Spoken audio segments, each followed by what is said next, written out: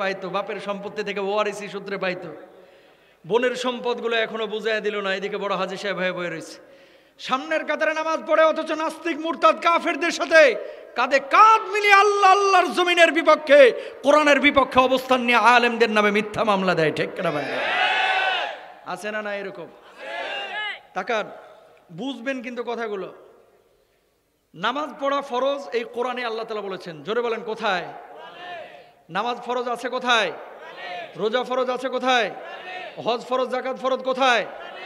যেই কোরআনে আল্লাহ তাআলা নামাজ ফরজ করেছেন, যেই কোরআন আল্লাহ রোজাকে ফরজ করেছেন, যেই কোরআন আল্লাহ হজ যাকাতকে ফরজ করেছেন, ওই কোরআনে আল্লাহ রাব্বুল আলামিন আল্লাহর জমিনে আল্লাহর আইনকে বাস্তবায়নকে ফরজ করেছেন।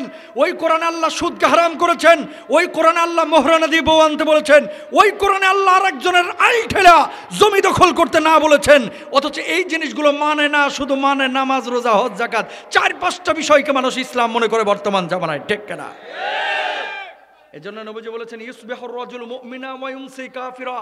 সকালবেলায় থাকবে মুমিন, সন্ধ্যাবেলায় হয়ে যাবে কাফের। সন্ধ্যাবেলায় থাকবে মুমিন, সকালবেলায় হয়ে যাবে কাফের। এই জামানা চলতেছে, সেই জামানা। তাকান, আয়াতটা যেদিন নাজিল হইল, পরবর্তী দিন আবু বকর রাদিয়াল্লাহু তাআলা আনহু গিয়েছে মদিনার বাজারে। ফ্ল্যাশটা বন্ধ করেন, ফ্ল্যাশ লাইট। মদিনার বাজারে যাওয়ার পর আবু বকর সিদ্দিক রাদিয়াল্লাহু তাআলা আনহু দাঁড়াইছে কোণাতে। ইয়াহুদি এক কোণা থেকে ঠেস মেরে মেরে আবু বকররে বলতেছে, কি গো আবু বকর, তোমার নবী এতদিন বলল তোমার আল্লাহ নাকি সব কিছুর মালিক, তো তোমার আল্লাহ আবার মানুষের কাছে ঋণ চাচ্ছে, এটা আবার কেমন আল্লাহ? তার মানে তোমার আল্লাহ একটা ফকির, তোমার আল্লাহ একটা মিসকিন। নাউজুবিল্লাহ বলবেন না? আল্লাহরে আয়াতের অপব্যাখ্যা করে যেমনি ফকির মিসকিন বলেছে, আবু বকরের কলিজায় আগুন জ্বলে উঠছে। নরম মেজাজের আবু বকর তো, নরম মানুষ গরম হইলে কিন্তু রুখা মুশকিল হয়ে যায়।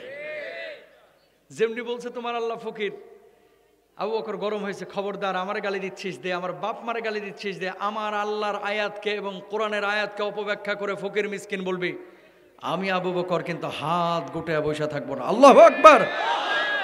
দ্বিতীয়বার আবার বলছে তোমার আল্লাহ ফকির, তৃতীয়বার আবার বলছে তোমার আল্লাহ ফকির, এই আয়াতের অপব্যাখ্যা করে। এবার যাইবি কই? ডান হাতটা তুলে আবু বকর কইসা ইয়াহুদির গালে থাপ্পড় বসায় দিছে। সুবহানাল্লাহ বলেন। এবার ইহুদি গালের মধ্যে হাত দিয়া আল্লাহর নবী বিশ্বনবী সাল্লাল্লাহু আলাইহি ওয়াসাল্লামের বালির দিকে দিলেন, দৌড় যাওয়ার পরে বললেন, ওগো মুহাম্মদ সাল্লাল্লাহু আলাইহি ওয়াসাল্লাম, কি শেখান আপনি সাহাবীদেরকে? কি শেখান, কি শেখান আপনি সাহাবীদেরকে? কি হয়েছে? আপনার সাহাবীরা তো ইহুদি ধরে ধরে মারে। কে মেরেছে তোমাকে? কয় আপনার আবু বকর মারছে। আল্লাহর নবী বললেন, আমি বিশ্বাস করি না আমার আবু বকর কাউকে অন্যায়ভাবে মারতে পারে না। ডাকেন আপনার আবু বকরকে। আল্লাহর নবী এবার ডাক দিলেন, আবু বকর, কি শুনলাম তোমার নামে তুমি নাকি ইহুদিরে মারছো? আবু বকর জবাব দিলেন, ইয়া রাসূলুল্লাহ, এই জালেম এমন একটা অন্যায় করেছে যে অন্যায়ের কারণে তারা আমি মারতে বাধ্য হয়েছি। কি অন্যায় করেছে গো নবীজি? গতদিন যে আয়াতটা নাজিল হয়েছে, আয়াতের অপব্যাখ্যা করে একবার না দুইবার না, আল্লাহ যে আমাদেরকে জান আর মাল দিয়ে কর্জে হাসানা দিতে বলেছেন, এই আয়াতের অপব্যাখ্যা করে তিনবার সে আল্লাহকে ফকির মিসকিন বলে গালি দিয়েছে, এই জন্য আমি মারছি। আল্লাহর নবী এবার ইহুদিকে বললেন, ইহুদি তুই নাকি আমার আল্লাহকে গালি দিয়েছিস? ইহুদি জবাব দিল, না না না, আপনার আবু বকর মিথ্যা কথা বলছে, আমি আল্লাহরে গালি দিই নাই। কি আবু বকর, তুমি নাকি মিথ্যা কথা বলতেছ? আবু বকর জবাব দিলেন, ইয়া রাসূলুল্লাহ, ঈমান আনার পর থেকে আবু বকরের জবান দিয়ে কোনোদিন মিথ্যা কথা বাইর হয় নাই গো নবীজি, কোনোদিন মিথ্যা কথা বাইর হয় নাই, আমি সত্য কথা বলতেছি। আপনি তো আমার সিদ্দিক উপাধি দিয়েছিলেন, মেরাজের পরে সর্বপ্রথম স্বীকৃতি আমি দিয়েছিলাম, আপনি তো আমার সত্যবাদী উপাধি দিয়েছিলেন। ওগো আল্লাহর নবী, আমি সত্য বলছি। নবীজি এবার পেরেশান হয়ে গেলেন, যদি বিচার না করে গোটা মদিনা ইহুদি ছড়াইয়া দিবে। মুহাম্মদ সাল্লাল্লাহু আলাইহি ওয়াসাল্লাম নিজ গোত্রের লোক দেখে বিচার করে নাই। ও আবু বকর, ও জাল্লারে গালি দিয়েছে, ওই জায়গায় কোনো সাক্ষী আছে নাকি? আবু বকর জবাব দিলেন, ইয়া রাসূলুল্লাহ, ওই জায়গায় ছিলাম আমি, আর ছিল ওই ইহুদি, আর তো কেউ ছিল না, সাক্ষী আমি কোথায় থেকে পাবো? আল্লাহর নবী বললেন, আবু বকর কিছু মনে করো না, কিছু মনে করো না। ও আবু বকর, বিচার যদি না করি গোটা মদিনায় সে ধোঁকাবাজি করবে, মানুষের সামনে প্রোপাগান্ডা ছড়াবে। যেভাবে তুমি থাপ্পড় বসিয়েছ সেইভাবে তোমার একটা থাপ্পড় বসে দেখ শোধবোধ হয়ে যাক। আবু বকর জবাব দিলেন, ইয়া রাসূলুল্লাহ, ইয়া হাবিবাল্লাহ, আল্লাহ রাব্বুল আলামিনকে গাল বন্ধ করেছে, এই জন্য আমি তার থাপ্পড় মেরেছি। এটা যদি আবু বকরের অন্যায় হয়ে থাকে, আবু বকরের ওই ইহুদি থাপ্পড় কেন, আমি আবু বকরের জীবনটাও যদি নিয়ে চলে যাই, আল্লাহর কসম এই আবু বকরের কলিজার মধ্যে বিন্দু মাত্র কষ্ট থাকবে না। জোরে বলেন আল্লাহু আকবার। ও ইহুদি এদিকে আয়, যেমনে তোর আবু বকর মারছে এইভাবে মেরে দেয়। ইহুদি রেডি হচ্ছে, আজকে তোর একদিন কে আমার একদিন। থাপ্পড়টা দিবে আবু বকরের গালে কইসা, বুঝেন নাই? রেডি হচ্ছে ইহুদি, আর শাহজিমে গ্রিন সিগন্যাল চলে গেছে। জোরে বলেন আল্লাহু আকবার। বলবেন হুজুর এটা আবার কেমনে গেল আর শাহজিমে গ্রিন সিগন্যাল? আল্লাহ রাব্বুল আলামিন জরুরি তলব করছে ওই আরশে, কারে? জিবরিল আমিন, তাড়াতাড়ি এদিকে আয়। জিবরিল আমিন বলছে আল্লাহ কি হয়েছে? দেখ আমার হাবিব কি বিচার করতেছে, দুনিয়ার জিন্দিকে দাঁড়ায় থাকিস না, দ্রুত আমার হাবিবের কাছে গিয়ে বল ইহুদির হাত যেন আমার আবু বকরের গালটা স্পর্শ না করে, আর বলবি আবু বকরের পক্ষে দুনিয়ার কোনো মানুষের সাক্ষীর প্রয়োজন নাই, আমি আল্লাহ রাব্বুল আলামিন আরশ আজিম থেকে আবু বকরের পক্ষে সাক্ষী হয়ে গেলাম। একজন মানুষের পক্ষে সাক্ষী দিচ্ছেন কে? আরো আসতে বলেন। কল্পনা করা যায় যে আমলের পাল্লাটা কি পরিমাণ উঁচু হলে তার পক্ষে সাক্ষী দেন কে? জিবরিল আমিনের তো আবার আসমান থেকে আরশ থেকে নবীজির কাছে আসতে কালিয়াকৈর বাজারে 26 মিনিটের জ্যামে বসে থাকতে হয়। চোখের পলক ফেলানোর আগেই আল্লাহর নবী বিশ্বনবী সাল্লাল্লাহু আলাইহি ওয়াসাল্লামের কাছে জিবরিল আমিন এসে হাজির, বললেন ইয়া রাসূলুল্লাহ, ইয়া হাবিবাল্লাহ, কি বিচার আপনি করছেন, কি বিচার আপনি করছেন? আল্লাহ কিন্তু সব কিছু দেখছে। নবীজির বুঝতে বাকি রইল না, বিশেষ বার্তা চলে এসেছে। ও জিবরিল আমিন, কি হয়েছে, কি হয়েছে, কি হয়েছে? কয় কি হয়েছে শুনেন, আপনি যে বিচার করছেন আল্লাহ তখন সব কিছুই কিন্তু দেখেছেন। আগে ইহুদিরে সামলান, ইহুদির হাত যেন আবু বকরের গালে স্পর্শ না করে, সব কিছু কিন্তু একেবারে ম্যাসাকার হয়ে যাবে। ও আল্লাহর নবী, আপনি সাক্ষী খুঁজছিলেন আবু বকরের পক্ষে, বিপক্ষে, আবু বকরের পক্ষে দুনিয়ার কোনো সাক্ষীর প্রয়োজন নাই, স্বয়ং আল্লাহ রাব্বুল আলামিন সাক্ষী হয়ে গেছেন। এই নেন আয়াত 4 নম্বর পারা 13 নম্বর পৃষ্ঠা শুরুর অংশ। লাকাদ সামিআল্লাহু কাওলাল্লাযীনা ক্বালু ইন্নাল্লাহা ফাকীরুন ওয়া নাহনু আগনিয়া।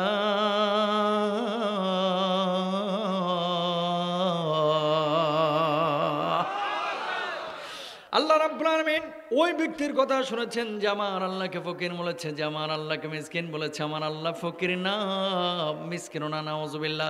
যারা আল্লাহ রাব্বুল আলামিনকে গালমন্দ করে এইভাবে কুল কায়নাতের সব চাইতে বড় বড় ফকির, মিসকিন, গাদ্দার, বেঈমান, এইগুলাই ঠিক কিনা? আবু বকর আপনার চাইতে নামাজ কম পড়তো না বেশি? রোজা দুইটা কম রাখতো নাকি? 5 ওয়াক্ত নামাজ বেশি না কম? ইমানের উপর অবিচল ছিল আবু বকর। নরম মেজাজের মানুষ, গরম হয়েছে যখন আল্লাহ আল্লাহ রাসূলের স্বার্থ এসেছে। এবার নিজের বিবেককে একটু জিজ্ঞেস করেন। সুইডেনে নবীজিকে গালি দেওয়া হয়, বাংলার জমিনে আল্লাহর সৃষ্টি তত্ত্ব নিয়ে বিভিন্ন নাস্তিক মুরতাদরা প্রোপাগান্ডা ছড়ায়। কেমন? এই যে একদিন কিছুদিন আগেই তো আলোচনা হয়েছিল, গত বছর ডারউইনের মতবাদ, অনেক আগে থেকে মানুষ আলোচনা করে, গতবার একটু নাড়াচাড়া শুরু হয়েছিল। মানুষকে আল্লাহ তাআলা বানায় নাই, বানাইছে কে? মানুষ ন্যাচারালি হয়েছে, প্রাকৃতিকভাবে। কেমনে? মানুষ ছিল আগে বানর, বানর থেকে লাফাইতে লাফাইতে লেজ পড়িয়া পশম পড়িয়া তারপরে মানুষ হয়ে গেছে। তোর বাপ দাদা বানর থেকে হইতে পারে, আমগো বাপ দাদা না, ঠিক কিনা? সরাসরি কুফুরি একটি আকীদা। তাহলে নবীজির হাদিসের মিল দেখেন। আপনার এলাকাতেও এরকম কিছু পাবেন, ওরে বাবারে বাবা, বুদ্ধির ঠেলায় চান্দির চুল গেছে গে উঠিয়া, এখন উল্টা পাল্টা বকাবকি করে, কথা কন না, আছে না নাই? একবার কয় চাঁদ ঘুরে, আরেকবার কয় সূর্য ঘুরে, আরেকবার কয় পৃথিবী ঘুরে, আরেকবার কয় না সবই ঘুরে। তো আল্লাহ তো এই কথাই বলছে, সবই ঘুরে। কথা বলেন না কেন? 1400 বছর আগে আল্লাহ বললো, তখন ভাল লাগলো না, আর এখন এসে বলতেছে না আল্লাহর কথাই ঠিক আছে। ও মুসলমান, এবার আসেন আপনার এলাকায় অনেক নামাজি পাবেন, যে নামাজিরা দেখবেন নামাজ পড়তে রাজি আছে, হজ্জে যাইতে বলেন প্রতি বছর যাইতে রাজি আছে, ওমরা মাশাআল্লাহ রমজান মাসে সবার আগে হাজির। কিন্তু যদি বলা হয় কোরআনওয়ালাদেরকে ভোটটা দেন, ওই জায়গায় রাজি না। কথা বলেন না কেন? যদি বলা হয় যে আল্লাহর আইন বাস্তবায়নের জন্য, কোরআনের আইন বাস্তবায়নের জন্য নামাজ পড়া যেমন ফরজ, কোরআনের আইন বাস্তবায়ন করা তেমনি সুন্নত। বলতেছে কে? একবারে গলাটা ফাটায় বলবেন, কোরআনের আইন বাস্তবায়ন করা ফরজ না সুন্নত? আরো জোরে বলেন, ফরজ না সুন্নত? সুতরাং কোন মানুষ যদি মনে করে নামাজ পড়া ফরজ, আল্লাহর আইন গোল্লাই যাক, যেখানে খুশি সেখানে হুজুররা কথা বলুক, আমরা আইন বাস্তবায়নের পেছনে নাই। আল্লাহর কসম করে বলছে ও মুনাফিক, ও মুসলমান না, ও মুনাফিক। ঠিক কিনা ভাইরা আমার?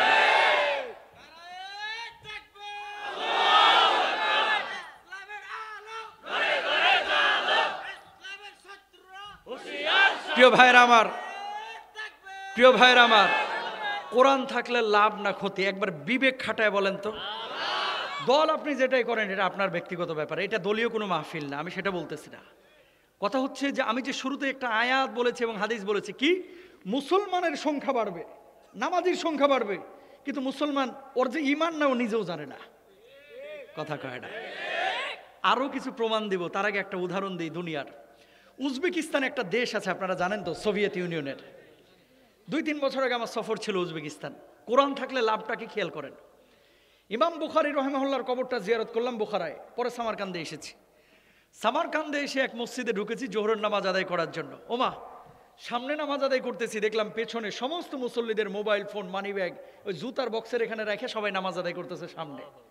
চিন্তা করলাম যে কিরে, হাজার হাজার শত শত মোবাইল মানি ব্যাগ পেছনে রেখে সামনে নামাজ আদায় করতেছে, কারণটা কি? সবার কি মোবাইলের ব্যাটারি শেষ নাকি, চার্জ শেষ নাকি? পরে বুঝলাম যে না, নামাজে খুশু খুজু নষ্ট হবে, এই জন্য পেছনে মোবাইল রেখে সামনে নামাজ আদায় করতেছে। আল্লাহু আকবার বলেন। নামাজ শেষে ভাবলাম আল্লাহ বাঁচাইছে যে মসজিদটা গজিপুর চৌরাস্তার গুলিস্তানের কোনো মসজিদ না। কথা কন না কেন? আমার দেশে মসজিদে জুতা নিরাপদ না, জুতা জুতা জুতা, ঠিক না? ওই যে RTV-তে একদিন লাইভে বলছিলাম যে দামি জুতা নিয়ে মসজিদে যাই না, নামাজ হবে না। তখন একজন দর্শক বলতেছে যে কিরে, এই কি গো হুজুর, এই দামি জুতা নিয়ে নামাজ হবে না কেন? এটার একটা কারণ আছে। 2600 টাকার জুতা নিয়ে পেছনে রাখছেন, হাত বাইদে ছুরা পড়ে না, আর খালি অ্যাপেক্স করে, ঠিক কেন বলে না? বাটা বাটা করে জিকির করে নামাজের মধ্যে, যে নিল না থাকলো, আছে না গেছে। কথা কন না কেন? প্রিয় ভাইরা আমার, এই দামি জুতা নিয়ে মসজিদে যান না। রংপুরে মাহফিলে গেলাম গত বছর, এক মসজিদের বাথরুমে ঢুকেছি, দেখছি বদনার গলা ভাঙ্গা, ওই ভাঙ্গা বদনার গলায় শিকল পেঁচায় রাখছে। মানে বাথরুমের এই বদনাও নিরাপদ না আমার দেশে। কথা কন না কেন?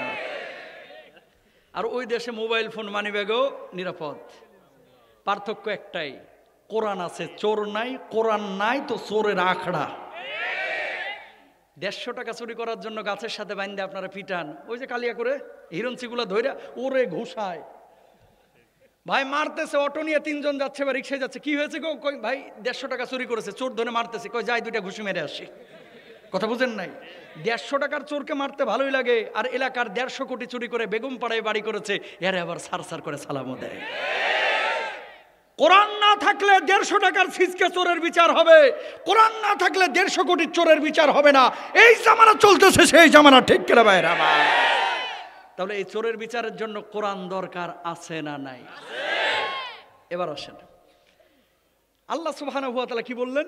আল্লাহর জন্য জান দেওয়া, মাল দেওয়া। এই জান আর মাল দেওয়ার জন্য আগে ঈমানটাকে বিশুদ্ধ করতে হবে, আকীদা বিশুদ্ধ করতে হবে। কি বলবো, এই দেশের মানুষের ধর্মীয় আবেগ বেশি, ধর্মীয় জ্ঞান কম। এই জন্য লালনের মাজারে গিয়ে অনেকে জান্নাত খোঁজে। কিছু বাবা আছে না, এই গাঁজা নিয়ে ডলতেছে, এরাও বলে জান্নাতি। সারাদিন গাঁজা সেবন করতেছে, এটাও বলে জান্নাতি। এটা জান্নাতি না, এটা ভণ্ডামি, ঠিক কিনা? প্রিয় ভাইরা আমার, খেয়াল করেন আল্লাহ রাব্বুল আলামিন কি বলছেন? সুম্মা খালাকনান নুতফাতা আলাকাতান ফাখালাকনাল আলাকাতা মুদগাতান ফাখালাকনাল মুদগাতা ইযামান ফাকাসাওনাল ইযামা লাহমা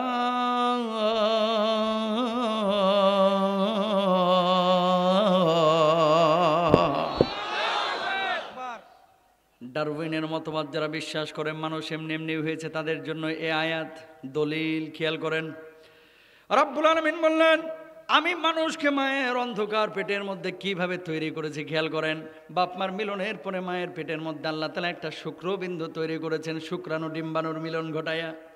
ওই শুক্রবিন্দুটাকে আল্লাহ রাব্বুল আলামিনের পরে একটা রক্তের পিণ্ডে তৈরি করেছেন। ওই রক্তের পিণ্ডটা তখন জোকের মতো দেখা যায়, তো ওই জোকের মতো পিণ্ডটাকে আল্লাহ এবার গোশতের পিণ্ডে পরিণত করলেন।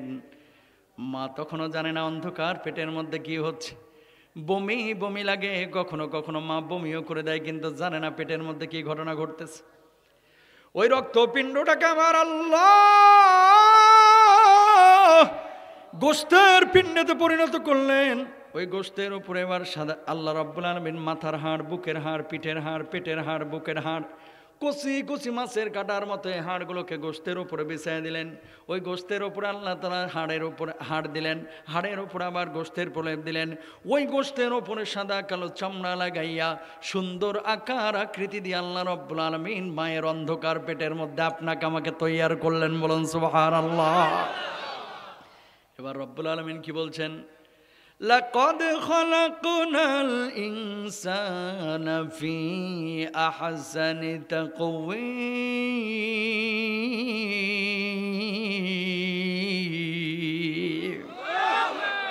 সুন্দর আকার আকৃতি দিয়ে মানুষকে আমি আল্লাহ তাআলা বানিয়েছি। ও দরদের ভাইরা আমার, একটু মনোযোগ দিয়ে খেয়াল করেন।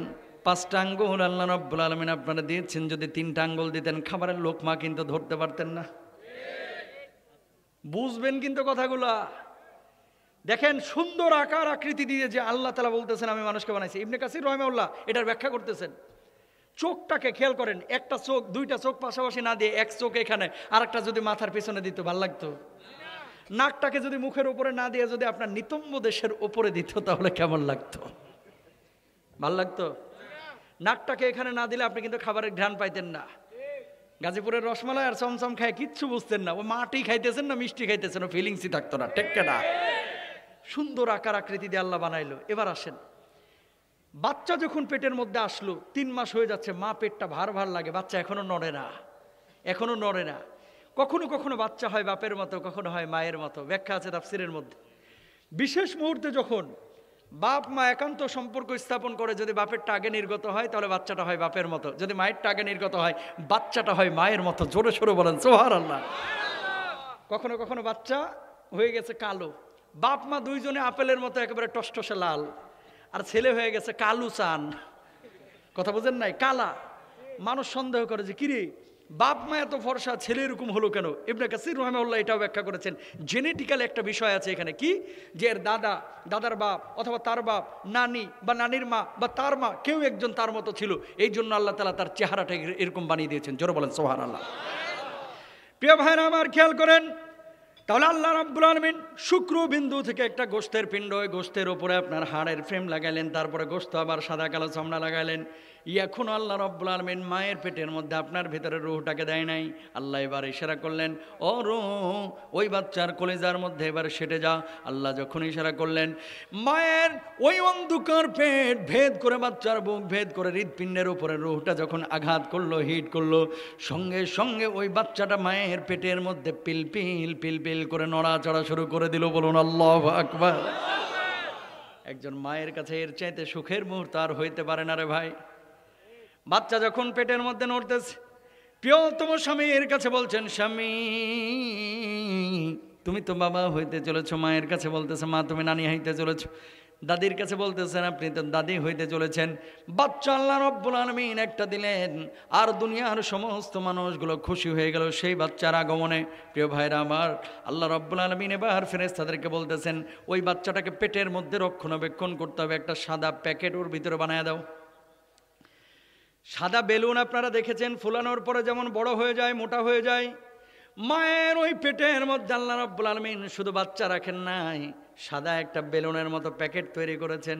ওই প্যাকেটটার মধ্যে হুইল পাউডার গুলাইলে যেরকম পিচ্ছিল পানি হয়, 2 লিটার 2.5 লিটার পানি ওই পেটটার মধ্যে, প্যাকেটের মধ্যে আল্লাহ রাব্বুল আলামিন দিয়েছেন।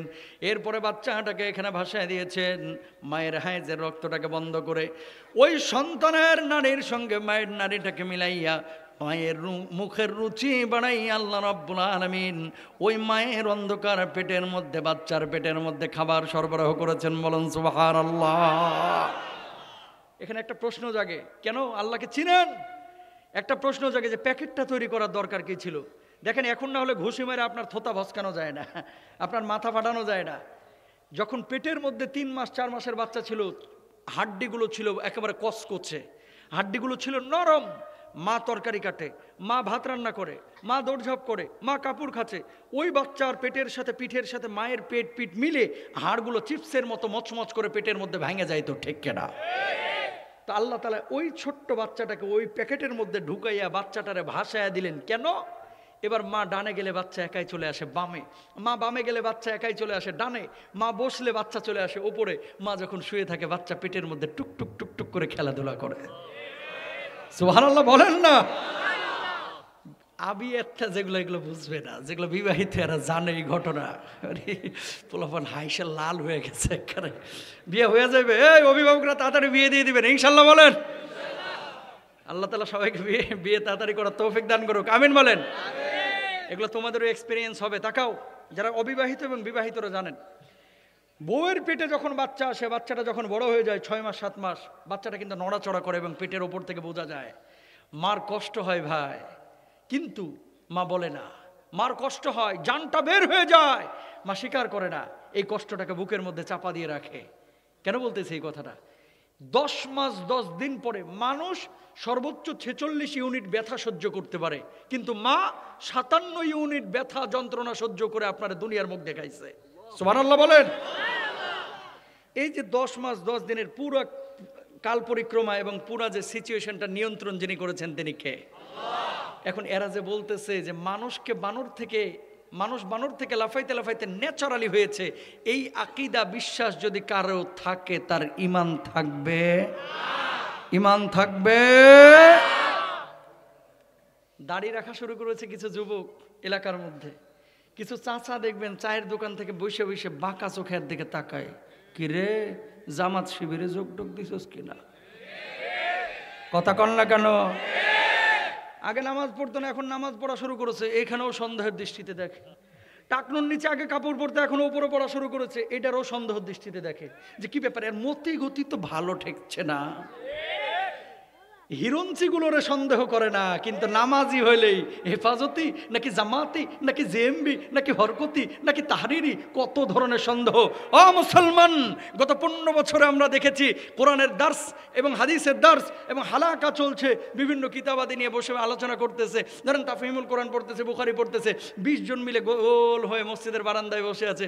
হঠাৎ কেউ যে পিন মারছে পুলিশকে, পুলিশ এসে বলতেছে, গোয়েন্দারা এসে বলতেছে, জিহাদি বৈশ্য 21 জন জঙ্গি গোপন বৈঠকের সময় আটক। কথা কন না কেন? 15টা বছর জঙ্গি নাটক সাজায় আজকে নিজেই জঙ্গির কারখানায় পরিণত হয়েছে। ঠিক কিনা মুসলমান? কোরআনকে কেউ যদি বলে জঙ্গির বই, দাড়িকে কেউ যদি বলে জঙ্গির দাড়ি, টুপিকে কেউ যদি বলে জঙ্গির টুপি, জুব্বাকে কেউ যদি বলে জঙ্গির জুব্বা, কোটকে কেউ যদি বলে জঙ্গির কোট, হুজুরকে কেউ যদি বলে জঙ্গির হুজুর, 1000 বার এই কোরআনকে বুকে ধরে জঙ্গি হতে রাজি আছি, দাড়ি রেখে জঙ্গি হতে রাজি আছি, আল্লাহ আল্লাহ রাসূলকে কষ্ট দিতে রাজি নয়। ঠিক কিনা মুসলমান? নারায়ে তাকবীর! ইসলামের শত্রু হুঁশিয়ার সাবধান! নারায়ে তাকবীর! জালেমদেরকে আল্লাহ হেদায়েত দান করুক। ভাই কথা বেশি দীর্ঘায়িত করব না, রাত অনেক হয়েছে, আমি জানি আপনাদের কষ্ট হচ্ছে, কিন্তু কয়েকটা কথা বলে যায়। তাকান, যে মানুষগুলো আজকে দাবি করছেন আপনি মুসলমান, আল্লাহর কসম করে বলছি, আল্লাহর জমিনে যদি কোরআনের আইন বাস্তবায়নের ন্যূনতম চিন্তা আপনার ভেতরে না থাকে, আপনি মুসলমান না, আপনি ওদের কাতারে পড়বেন। ঠিক কিনা ভাই? এটা কোনো রাজনৈতিক কথা না। কিয়ামতের ময়দানে আল্লাহ